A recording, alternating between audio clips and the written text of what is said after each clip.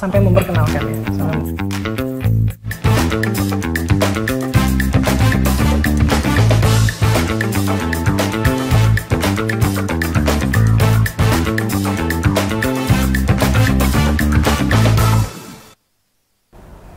Assalamualaikum warahmatullahi wabarakatuh. Halo sahabat Rubik, senang sekali podcast Rubik Ruang Bicara Kita, podcast persembahan Kantor Kementerian Agama Kabupaten Sleman kembali hadir di channel YouTube Kemenak Sleman. Dan untuk edisi podcast kali ini adalah edisi khusus dan juga edisi spesial karena kita kedatangan tamu yang spesial, yaitu dari tim penilai internal Inspektorat Jenderal Kementerian Agama Republik Indonesia. Dan tentu saja untuk edisi spesial ini kita mengangkat tema soal TPI ngobrolin ZI di Kemenak Sleman. Apa itu TPI? Apa itu ZI? Nanti kita akan ngobrol bareng ya bersama saya Nisma dan juga Aji. Iya, betul sekali. Jadi sahabat Rubik, untuk edisi khusus kali ini tayangan podcast Rubik bukan hanya tayang di channel YouTube-nya Kantor Kementerian Agama Kabupaten Sleman, tapi insya Allah nanti kedepannya akan juga ditayangkan pada YouTube Inspektorat Jenderal Kementerian Agama Republik Indonesia pada program Suar Integritas tentunya Kak Nisma. Betul. Jadi sekali. Spesial sekali untuk edisi kali ini ya. Iya. Dan sudah hadir bintang tamu kita pada episode kali ini yang luar biasa. Mungkin bisa kita sapa dulu Kak. Betul, selamat siang, Assalamualaikum warahmatullahi wabarakatuh Bapak Ibu sekalian. Jadi sahabat Rubik, beliau ini adalah tim penilai internal dari Inspektorat Jenderal Kementerian Agama Republik Indonesia yang sedang bertugas melakukan penilaian di Kabupaten Sleman, di Kementerian Agama Kabupaten Sleman tentunya. Yang pertama adalah Bapak Hendro Dwi Antoro. Ya. Betul sekali, dan berikutnya adalah Ibu Luli Ahriani yang merupakan juga pengendali teknis ya dari tim ini tentunya. Kalau Pak Hendro tadi adalah ketua timnya. Apa kabar Bapak Ibu sekalian? Atau manggilnya apa ya biar lebih Santai, santai. Misalnya kan umurnya beda tipis. Oke, baik. Kakak, Panggil Boleh kakak aja. Kak Hendro dan juga Kak Luli. Kak Luli. Oke, siap. Baik. Kita persilakan Kak Hendro dan Kak Luli untuk menyapa sahabat Rubik dan juga memperkenalkan diri, begitu? Boleh? Oh enggak. Oke. Iya. Silakan. Silakan.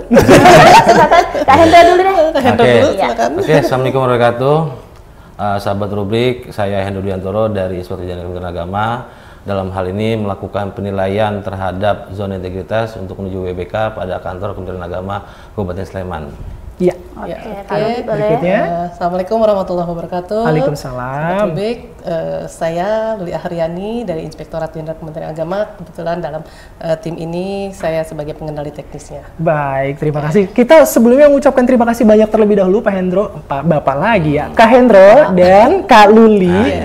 Di tengah kesibukannya melakukan penilaian, tapi masih menyempatkan diri untuk bisa hadir di studio podcast Kementerian Agama Kabupaten Sleman tentunya. Baik, kita tadi sudah ngomongin soal ZI, zona integritas. Apa sih sebenarnya zona integritas itu? Mungkin bisa sedikit di-spill seperti apa sebenarnya zona integritas itu? Ibu Luli mungkin? Oke. Mbak Luli, Mas Kak Luli. Luli, atau Kak Hendro deh, Iya. boleh. Oke.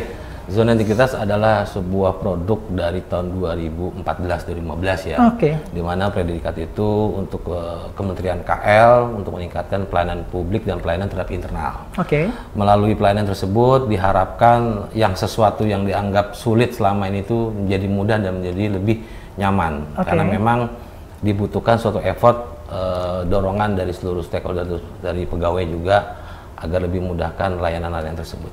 Itu sih. Oke, sasarannya adalah penerima layanan khususnya Ya. masyarakat seperti itu ya. Masyarakat dan pegawai internal juga. Oke. Karena kan ada dua harus kita layani. Oke, publik internal dan eksternal Iya. tentunya ya. Oke. Kita ke Kak Luli ini. Boleh, Kak silakan, Aji. Kak Nisma. Kalau kita sudah bicara soal zona integritas tadi ya, itu menjadi suatu program dari Kementerian Agama Iya. Republik Indonesia yang tentu saja itu sangat penting ya. Nah, ini untuk zona integritas sendiri itu pentingnya bagi suatu lembaga itu apa Kak? Ya, khususnya bagi kita sendiri ya di Kementerian Agama. Kenapa harus ZI seperti itu?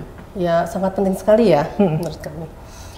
Karena dengan adanya ZI ini ya semua, terutama Kementerian Agama yang sangat Kementerian Agama itu kan sangat sorotannya luar biasa ya, betul. dalam pelayanan. Wah, pelayanannya paling luas menurut kami itu. Iya.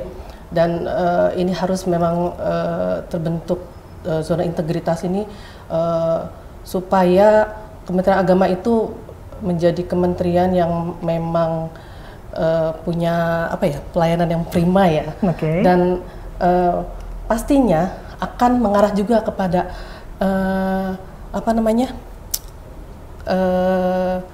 menghindari ini loh KKN seperti itu juga kan ya, pasti arahnya pasti ke sananya. Karena sedikit-sedikit yang namanya Kementerian Agama itu kan madrasahnya banyak sekali. Betul. Dan itu kalau kita tidak canangkan zona integritas itu pasti omongan masyarakat terhadap apalagi masalah pelayanan haji. Nah itu alhamdulillah sekarang kan pelayanan di lingkungan Kementerian Agama sudah lebih baik. Iya betul sekali. Dan kalau dulu kan mindset masyarakat itu terhadap pelayanan yang ada di Kemenak tuh sangat kayaknya ini banget ya. Tapi alhamdulillah beberapa tahun terakhir sejak dicanangkan program ini semakin baik dan kedepannya akan jauh lebih baik lagi. Itu harapannya kali ya. Dan dengan adanya zona integrasi ini saya yakin semua satker itu berlomba-lomba gitu loh.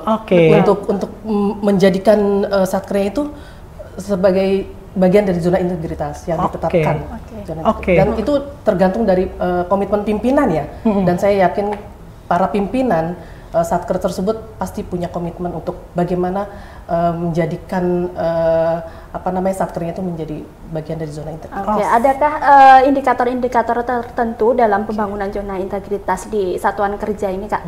Pastinya ada ya, karena tidak begitu saja satker itu dikatakan menjadi zona integritas ya, kalau dia tidak dapat membangun atau menegakkan yang namanya ada tiga aspek ya. Di situ ada aspek pengungkit, ada aspek hasil dan reform.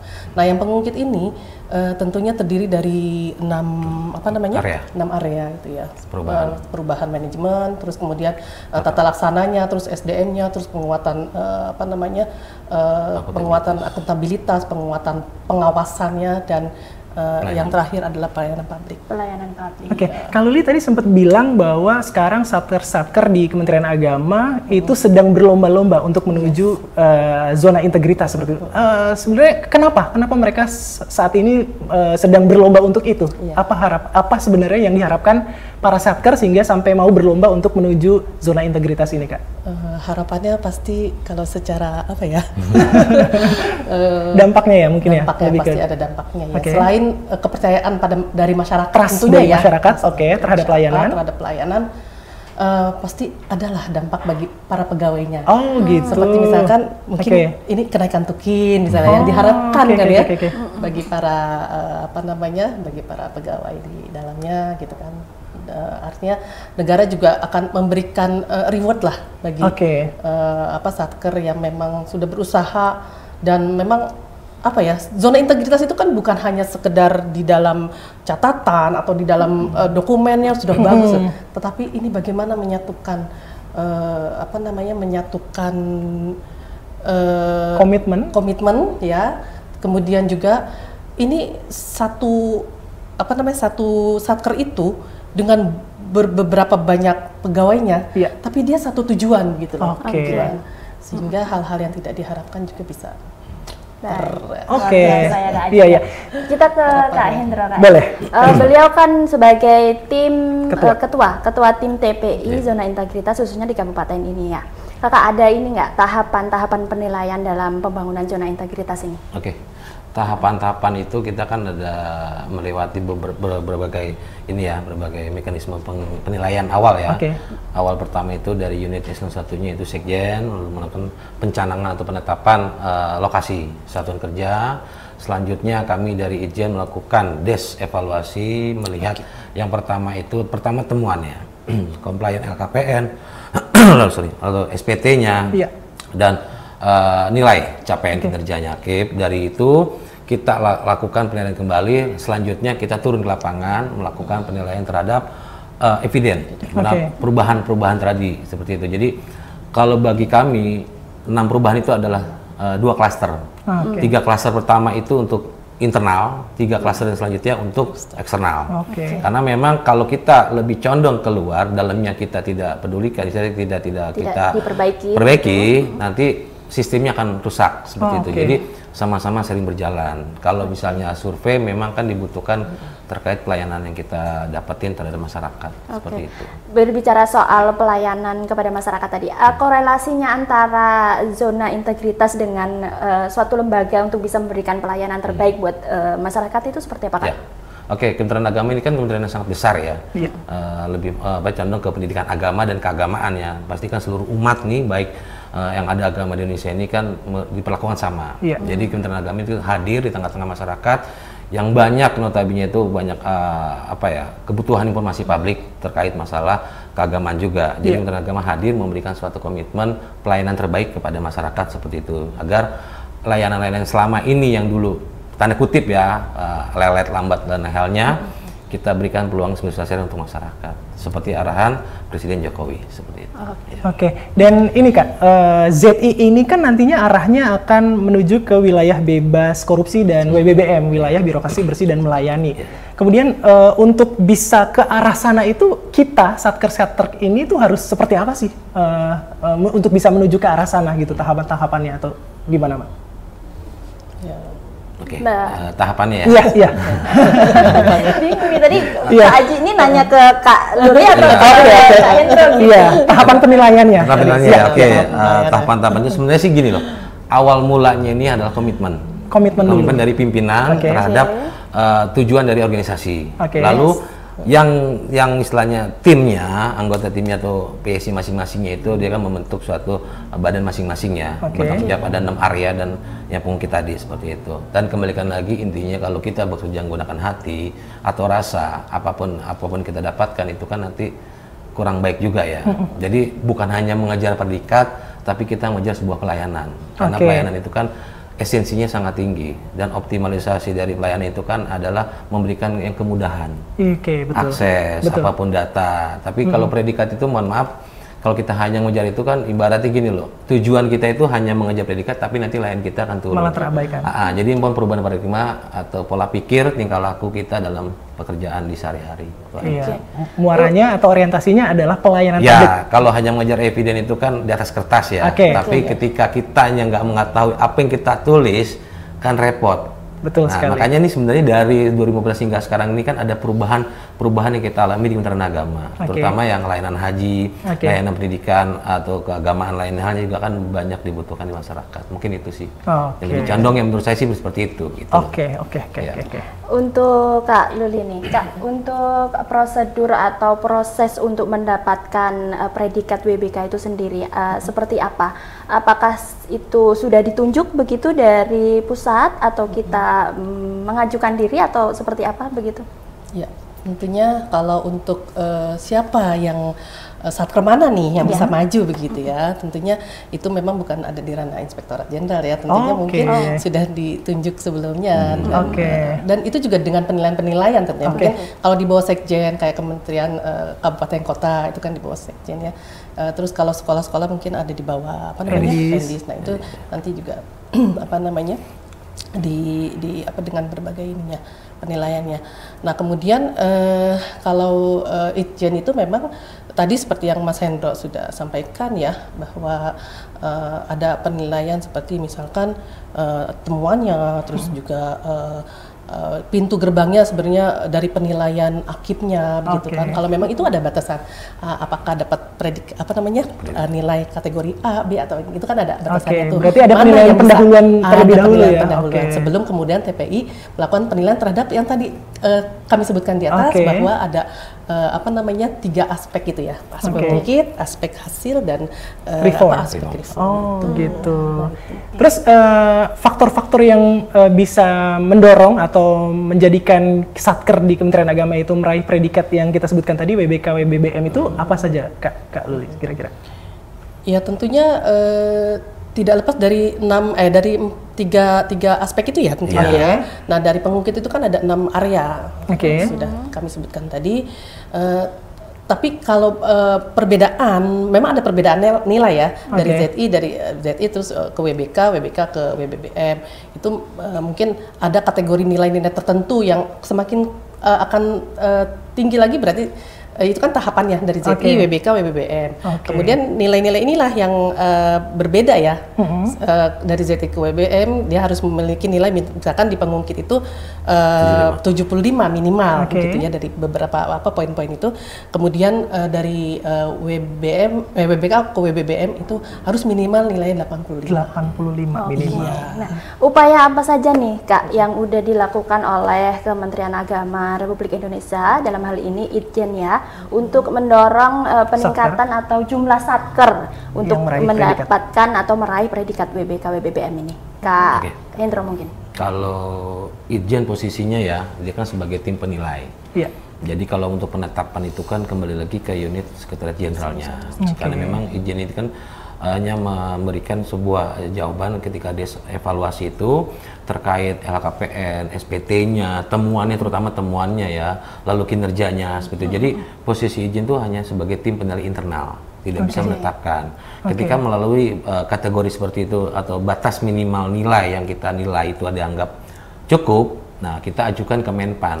Sebagai tim TPN, tim penilai nasional. Lalu di Menpan itu akan diolah seperti apa penilaiannya, dan itu hampir sama sih dengan yang ada yang dilakukan oleh tim internal Itjen seperti itu. Tapi kan kembali lagi karena ini inisiasi dari Menpan, karena ini memang program dari Menpan, sehingga memang hak prerogatifnya ada di mereka seperti itu. Tapi dari 2014-15 ini nggak dipungkiri Kementerian Agama terus maju untuk meningkatkan satker tersebut. Kalau bisa sih semuanya, cuman kembali lagi kan ke komitmen juga, terus jangkauan juga seperti itu, bentuk layanan-layanan seperti itu. Itu sih harapan Itjen sih semuanya itu mendapatkan predikat WBK atau Amin, WBBM. amin, amin. Oke, ini kan kita udah masuk di tahun 2024 ya Kak, dan walaupun masih agak mendekati pertengahan tahun, tapi kira-kira nanti di tahun 2025 atau tahun-tahun selanjutnya program ini akan terus berjalan nggak kira-kira? Akan terus, masih relate nggak? Kalau harapan kami sih tetap berlanjut ya. Oke. Mungkin atau skema itu bagaimana kita belum tahu ya, karena kan ada proyek jangka panjang, jangka pendek, tapi memang temanya sebenarnya perbaikan dalam hal sistem pekerjaan aja sih. Perubahan pola pikir, tingkah laku, bagaimana kita menghadapi situasi global yang sangat luas seperti ini. Jadi kementerian itu kan jangan dipandang sebelah mata bahwa pemerintah tuh enak gitu kan. Padahal kalau kita dalamin juga semua itu lainnya kan buat masyarakat seperti itu. Jadi harapannya tetap program ini akan berlanjut terus berlanjut ke depannya. Kalaupun misalkan tidak, pastinya yang diharapkan dari semua satker akan tetap terus membangun zona integritas ini dengan kesadaran dan juga komitmen dari pimpinan masing-masing satker ya. Mereka sudah tanamkan dari awal. Oke. Jadi kalau udah merubah sistem itu kan sangat susah kalau instan ya. Tapi kalau dalam 10 tahun nggak mungkin kan bisa merubah, ya lu terbiasa effortnya seperti itu. Oke, baik. Luar biasa sekali obrolan kita Kak Aji. Tapi saya masih punya satu pertanyaan terakhir. Boleh. Khusus untuk Kementerian Agama Kabupaten Sleman nih Kak Luli dan Kak Hendro, kira-kira ada pesan khusus nggak dari udah 3 atau 4 hari melakukan penilaian di sini? Ada pesan khusus nggak, atau kira-kira hal-hal apa yang menjadi catatan penting bagi kita agar kita bisa terus memperbaiki diri untuk bisa terus melaju ke tahapan selanjutnya? Oke. Izin ya. Kalau untuk Kota Sleman selama 4 hari belakang kemarin juga saya lihat effortnya pertama, terus komitmennya, lalu kesiapan dari SDM-nya. Terkait kalau dokumen ya mungkin itu kan sesuatu yang kadang-kadang kita terlupakan, tapi kami harapkan yang kita rasakan di sini sebuah perubahan-perubahan yang ada di Kementerian Agama.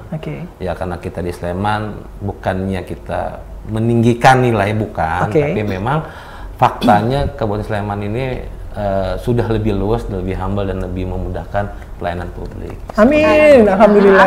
Tapi jangan dulu. Iya, kalau terlalu menyimpulkan kan prematur. Diaminin boleh Kak? Tapi kita harus mengaminkan ya. Mungkin tambahan sedikit ya. Tambahan sedikit. Apa namanya, tadi juga saya melihat kok pelayanannya luar biasa ini. Kemudian penataannya begitu ya, jadi memang membuat nyaman siapapun yang datang untuk minta dilayani ya. Dan kemudian ini kembali lagi tadi kepada kita solid gitu loh, solid dalam satu komitmen bersama, walaupun pimpinan mengkomandoi kita ke kanan, kiri ke kiri gitu kan. Jadi itulah yang akhirnya terlihat lah kebersamaannya, kesulitannya, dan hasilnya efeknya kepada masyarakat. Oke, amin, amin ya robbal alamin. Mudah-mudahan kita meraih hasil yang terbaik lah ya Kabupaten Sleman tentunya, Kak Risma. Oke, dan nampaknya kita harus sudah mengakhiri obrolan kita, Nggak terasa? kakak-kakakku. Sudah setengah jam kita ngobrol, Terima nggak terasa kasih kurang banyak lebih. atas waktunya. Pastinya ada lelahnya juga ya, sudah 4 hari di sini. Tapi ini mudah-mudahan bukan menjadi pertemuan kita yang terakhir. Iya. Amin. Nanti kita akan ketemu lagi di Semoga. program yang sama, tapi dengan tema yang berbeda. Oke. mungkin, Amin, ya. amin ya robbal alamin. Mungkin itu aja sahabat Rubik, program spesial Rubik yang hari ini menghadirkan tim penilai zona integritas dari Inspektorat Jenderal Kementerian Agama Republik Indonesia. Dan sekali lagi kita sampaikan bahwa program ini bukan hanya tayang di channel YouTube Kantor Kementerian Agama Kabupaten Sleman, tapi program ini tentunya juga nanti akan ditayangkan di program Suar Integritas Inspektorat Jenderal Kementerian Agama Republik Indonesia tentunya, Kak Betul Risma. sekali. Dan sekali lagi terima kasih buat Kak Hendro Sama-sama. dan juga